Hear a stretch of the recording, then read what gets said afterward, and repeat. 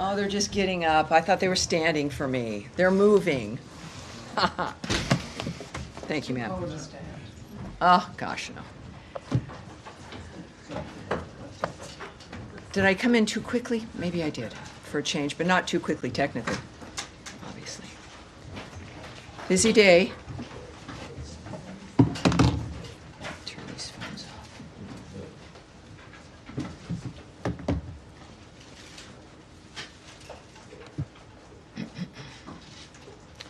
Great. Hi, everyone. Hello.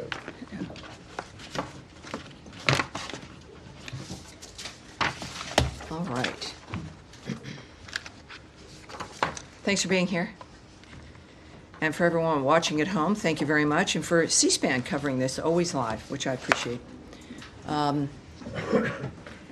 Alrighty, so obviously a little bit of an announcement. Happy 100 days. I know this was on your calendar, wasn't it? It should be. Happy 100 days, everyone. Just hours after President Trump took the oath of office, Secretary of State Marco Rubio was confirmed in a historic bipartisan vote of 99-0. From day one, he got right to work, and I can certainly attest to that. As I said in my first briefing, Secretary Rubio promised to deliver a foreign policy grounded in President Trump's vision, one that would make America stronger, safer, and more prosperous. 100 days later, that promise is being kept. Secretary Rubio has returned the department to the fundamentals of diplomacy, engaging in the persuasion and power of face-to-face meetings around the globe, reminding our partners that being friends with the United States brings benefits that improve the quality of everyone's lives. Here at the State Department, we are rewarding performance based on merit, demanding accountability for every tax dollar spent, and ensuring every policy serves the interests of the American people. To restore integrity and results-driven foreign assistance, the Department and USAID have saved the American taxpayers billions of dollars by ending outdated and misaligned foreign aid programs. Instead, we are prioritizing core U.S. policies.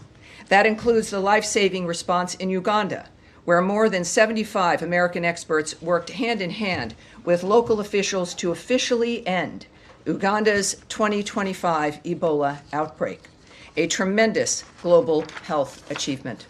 The Secretary has traveled extensively, and don't I know it, to 15 countries, deepening U.S. diplomatic ties and securing major foreign policy wins, from Panama's decision to withdraw from China's Belt and Road Initiative to his leadership in bringing Ukraine and Russia to the table to discuss a path towards peace, leading the nations closer to peace than ever before. His efforts to protect our homeland are having a global impact. We've designated 6 violent Mexican cartels, along with TDA and MS-13, as foreign terrorist organizations to block their financial networks and bar their entry into the United States. Our border is more secure than ever, and illegal crossings at our southwest border have dropped by 95% since 2024. This is due to President Trump's leadership and Secretary Rubio's historic action to secure agreements with Guatemala, Panama, and El Salvador to intercept and deport illegal aliens who enter their territories.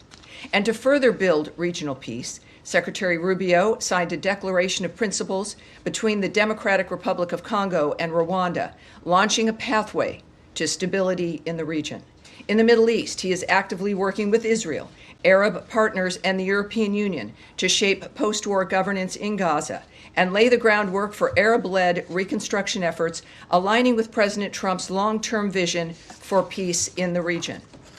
He also has reinforced the United States as the premier strategic partner for Gulf allies, resulting in 2 landmark investment commitments from the United Arab Emirates and Saudi Arabia for technology, defense, and infrastructure. Those deals total $2 trillion in investments. We've also brought Americans home. Through diplomacy, we've helped secure the release of dozens of unjustly detained U.S. citizens, bringing them back to their families where they belong. We've reinstated Cuba as a state sponsor of terrorism, sanctioned Iran's shadow oil fleet and Houthi financiers, as well as designated the Houthis as a foreign terrorist organization. These steps send a clear message. Under this administration, there will be consequences for supporting terrorism. 100 days in, the results are undeniable. This is American diplomacy the American people deserve: decisive, accountable, and unapologetically America first. And I do believe that you may have some questions. Andrea Mitchell, who is now surprised. Andrea? Hi, good afternoon. Andrea Mitchell. It was all set up. She is, well, she was thinking she had some extra time. But this morning, this afternoon, it's morning somewhere. In Los Angeles, it's the morning. In Hawaii, it's very early. What can I do for you? Or would you want, should I ask? I will go to Matt Lee first. I'll start. Well, no, shall we? Finally, Finally, I'm asking the questions. It's fine with me. All right, here's what we'll do. We will go with Matt, and then I will come back to you. I just have two very brief. You set that up as who set this up. I did not. All right, sir. Wait a second. And now I've missed you. Everyone missed you. It was Yes, I'm notably sorry, different here in the away. room with you gallivanting around London for some reason. But here we are now. Waiting We're for all the together. Secretary who never showed up. Well. But anyway, so listen, since last week, since I was away last week, and I know this came up last week, but I just want to try and get a fine point, put a fine point on it, which is that tomorrow is the 50th anniversary of the fall of Saigon, and the end of the Vietnam War. There have been reports that the U.S. has instructed or otherwise advised U.S. diplomats in Vietnam not to attend commemoration ceremonies. Is that true? Because the answer that we keep getting is that the U.S. and Vietnam are strong partners, and this, and they invited people, but there's no decision one way or another. So, is it correct that they've been told or advised not to attend? Well, you know, as well as most people here, if not even better, after decades, that I'm not going to discuss conversations that we've had with our diplomats here or overseas. But I will, in the event people are curious about the answer you expect, I will provide you an answer, and everyone else as well. The United States and Vietnam have a robust bilateral relationship, and we are committed to deepening and broadening those ties. We look forward to working with the Vietnamese government and the people of Vietnam to address shared challenges and opportunities.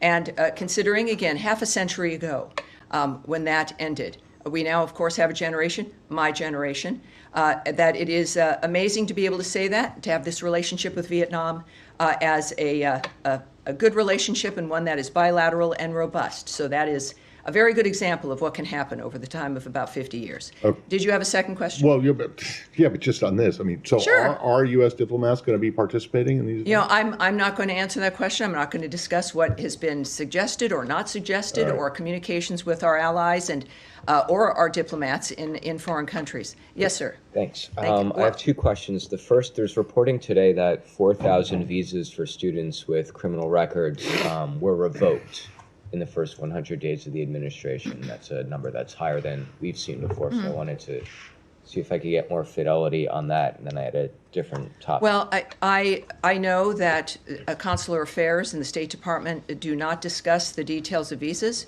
We do not provide statistics. We do not discuss numbers. And so I would just remind people that certainly I wouldn't comment on a number that has been printed somewhere. What I can tell you is that it's something that we don't provide. And then separately, there's reporting that Iraq has arrested an ISIS suspect linked to the New Orleans terror attack on New Year's. Is the state have any comment on that or any participation? I spoke with the secretary a little earlier. I did not ask him about that, so let's take that back. And I certainly would hope to speak with him again and can ask him that, and we'll get that back to you certainly. And now, Andrea Mitchell. Yes. I wanted to ask about Ukraine. Okay. Russia has continuously been bombing Ukraine. Kyiv the other day, more bombing overnight. After calling for a ceremonial ceasefire, a 3-day ceasefire next week to honor, so they can celebrate and honor their World War II victory, but they have still not agreed. I believe almost 50 days since it was first proposed to the ceasefire, the 30-day ceasefire that Ukraine has accepted. And now, as well, Foreign Minister Lavrov, in an interview, has said that the Russian position includes the demilitarization. He says denazification, which is a false statement, but the demilitarization of Ukraine as part of their agenda, as well as the lifting of sanctions, withdrawing lawsuits, canceling arrest warrants, and the like. First of all, the U.S. reaction to the continual bombing in Ukraine by Russia, and second of all, the Russian demand for demilitarizing. Would the U.S. ever consider requiring the demilitarizing of Ukraine as a condition of a peace plan? Well, I can't and would not discuss what the options were or what's on the minds of our diplomats. And I understand, and I hear from people outside of this briefing room and certainly from all of you, and it's your job to ask. But that is not something we can do. It's harmful to get ahead of what our experts, what our diplomats, what the Secretary of State, what the President of the United States, the most powerful people in the world meeting to find a resolution to this. And discussing it or speculating does not help. It increases, I think, fear and confusion.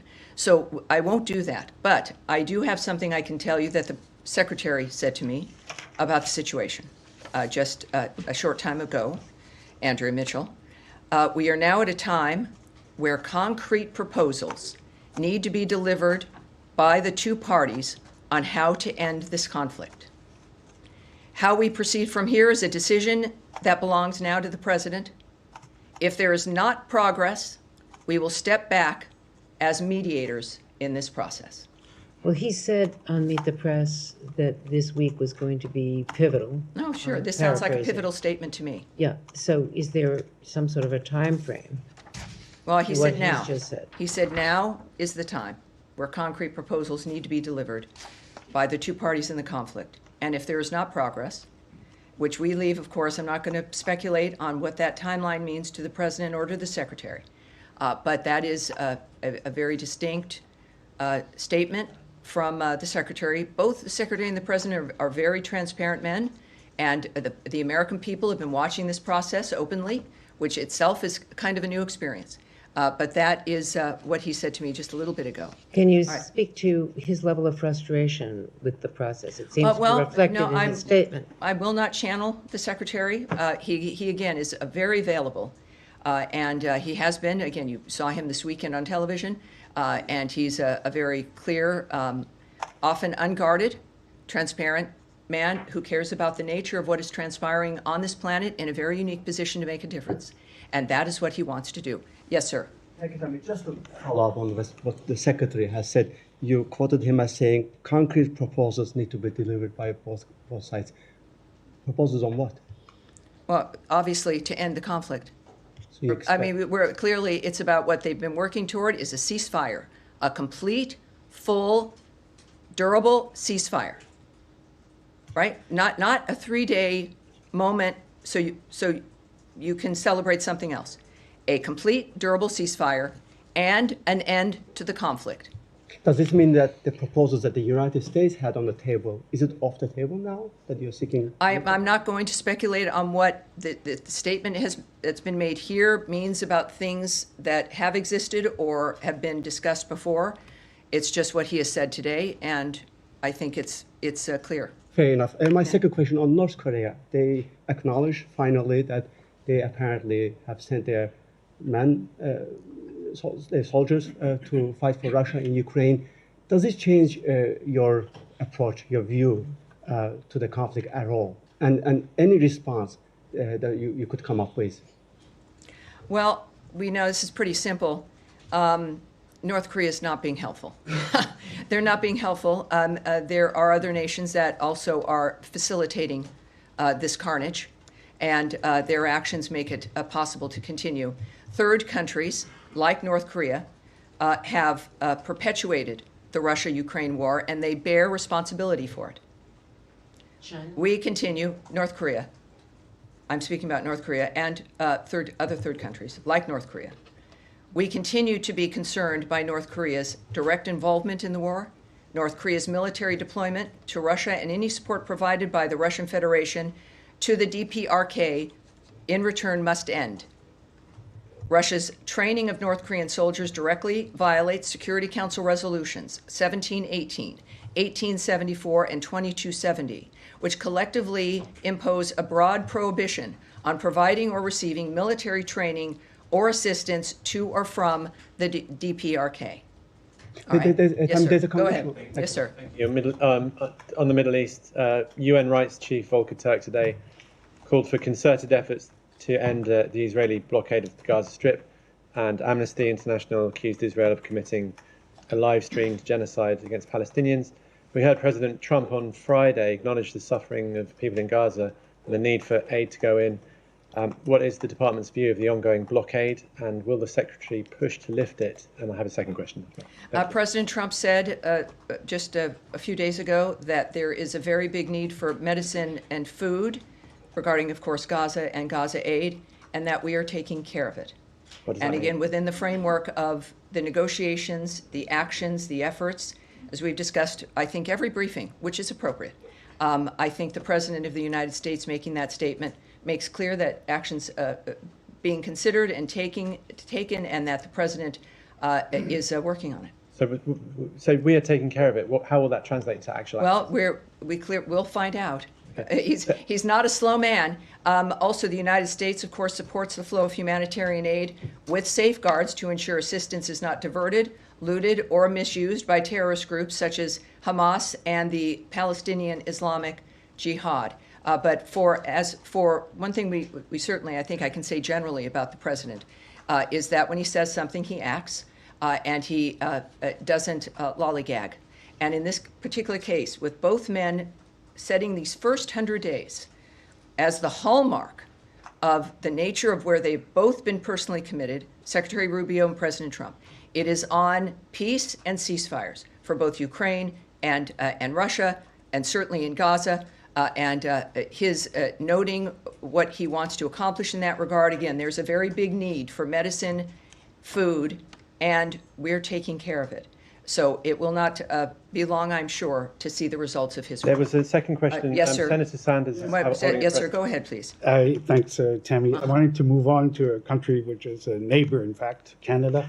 Unless mistaken, I haven't seen any official reaction by the White House or the State Department or officials on the election I have one. victory I have a last night of reaction, yes. Mark Carney Yes, as indeed. the Prime Minister. And he pledged today that a united Canada would confront the President. Well, here's thoughts? what we can say about Canada. The United States extends its congratulations to Prime Minister Mark Carney and his party on their win in Canada's recent federal elections. The U.S.-Canada relationship remains one of the most extensive in the world. We look forward to working with Prime Minister Carney's government, particularly on key issues such as trade fairness, combating illegal immigration, halting the flow of fentanyl and other dangerous drugs, and countering the Chinese Communist Party influence in our hemisphere. All right. Yeah, Daphne. Thank you. On Syria, we're reporting that the Syrian foreign minister is set to meet with senior U.S. State Department officials later today in New York. Who will he meet from state, and what will Washington's message be to him on sanctions relief? Well, of course, we know that we can confirm that some representatives of the Syrian interim authorities are in New York for various UN meetings, but you knew that. We continue to assess our Syria policy cautiously and will judge the interim authorities by their actions. We are not normalizing diplomatic relations with Syria at this time, and I can preview nothing for you regarding any meetings. I have no meetings at all to be able to describe or to confirm for you. Okay.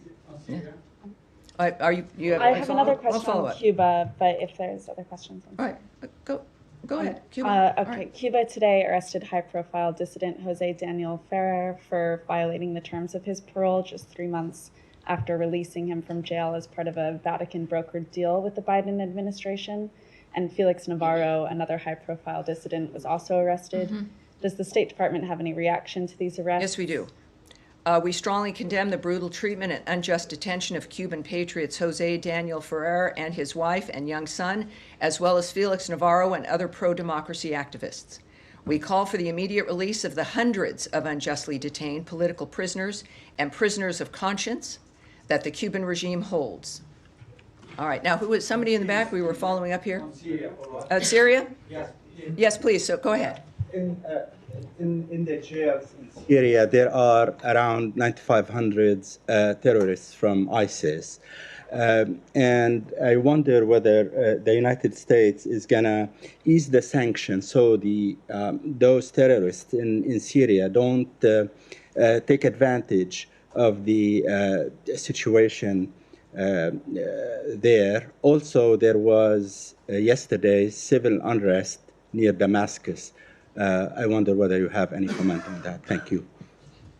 I cannot comment on the nature of what's happening inside of Syria or the nature of the reaction of our government or of the State Department. I'm sorry about that. Yes, sir. Spain and Portugal suffered yesterday a massive blackout. Has the United States provided any support to them, and does it have any information of what were the causes?